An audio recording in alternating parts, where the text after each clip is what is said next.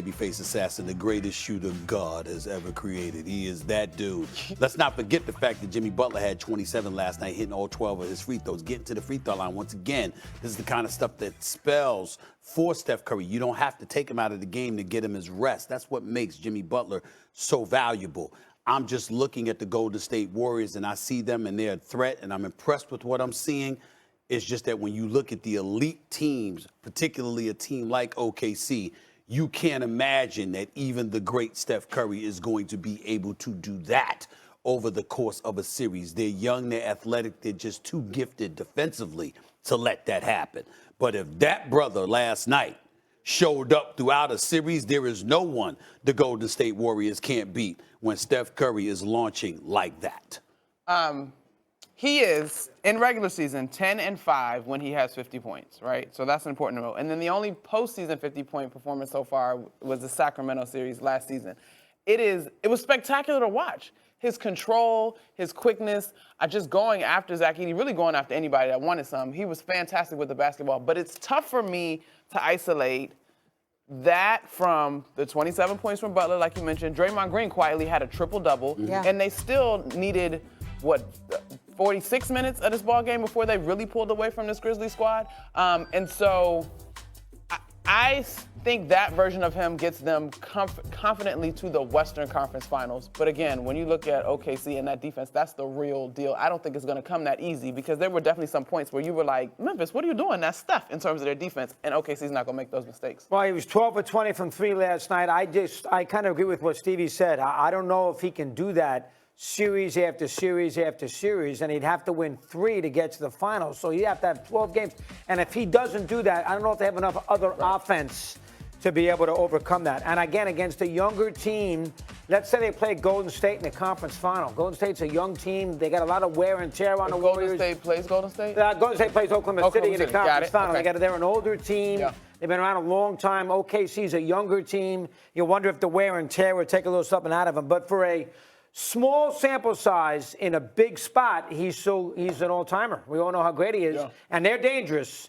I don't know if they're dangerous enough to win 12 games in the Western Conference. A couple of things we need to mention here because everybody talks about celebrating the NBA. Last night was a night to celebrate the NBA because such great games. It was spectacular. First of all, we just finished talking about Jokic.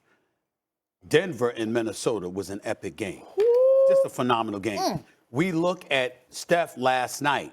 Draymond with the triple-double. Jimmy Butler with 27. Steph with 52 and 10. Ja Morant showed up, had 36 points last night, hit 5 threes. He was balling. Memphis gave them a game. They just lost.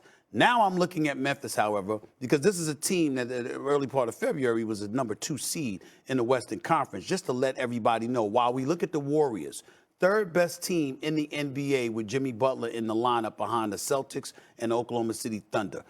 22-3 record since Jimmy Butler's debut. First in defensive efficiency, first in assist percentage, first in steals per game. Meanwhile, the Grizzlies, they've lost 4 straight, 7 of 8. And oh, by the way, against the 5 teams ahead of them in the West right now because they're 6th seed, they've fallen.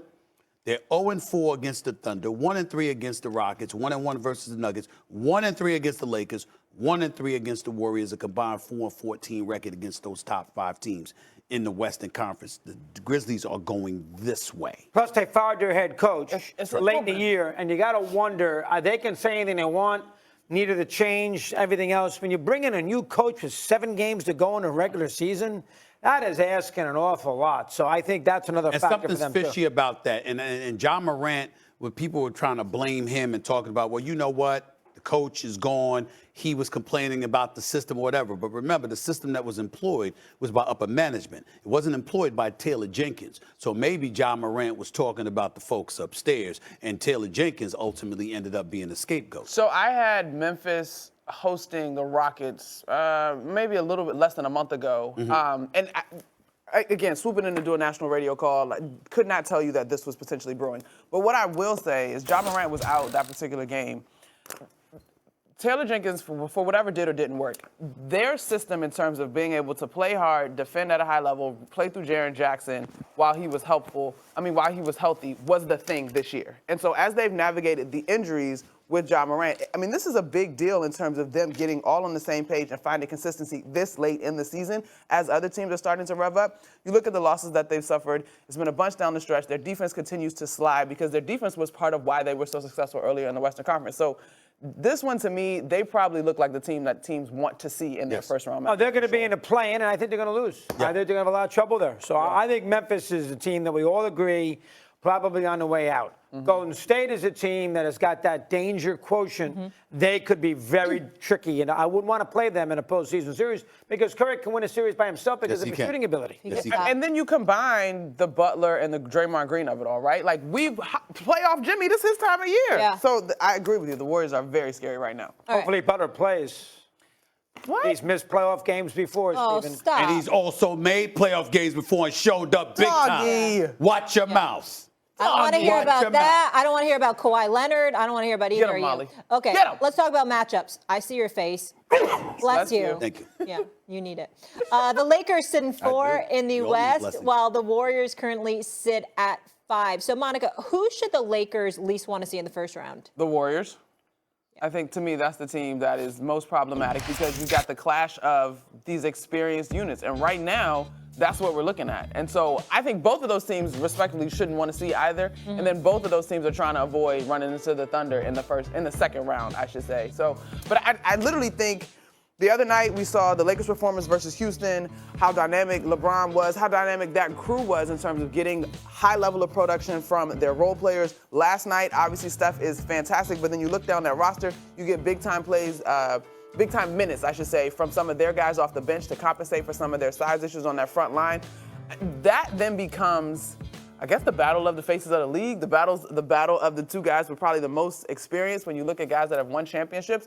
I think the Warriors have an advantage in terms of potentially exploiting Luka, but then on the other end, Jimmy Butler, Draymond Green, defending Luka and LeBron James, like that's just going to be a battle because Luka is who he is. But I just think if they run into the Warriors, that's not going to be great. I'm going to be very interested to see if the Lakers and Denver, if they're motivated to A, get away from OKC because the 3 seed is away from them because they wouldn't have to play them in the second round, and B, are they motivated to get that 2 seed from Houston?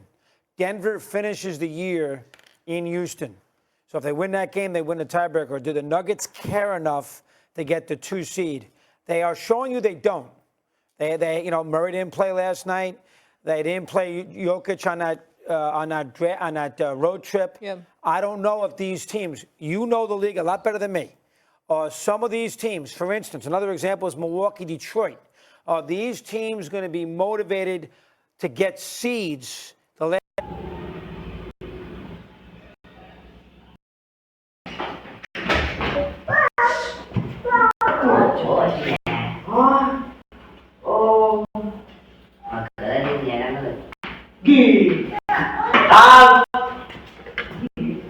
Mở.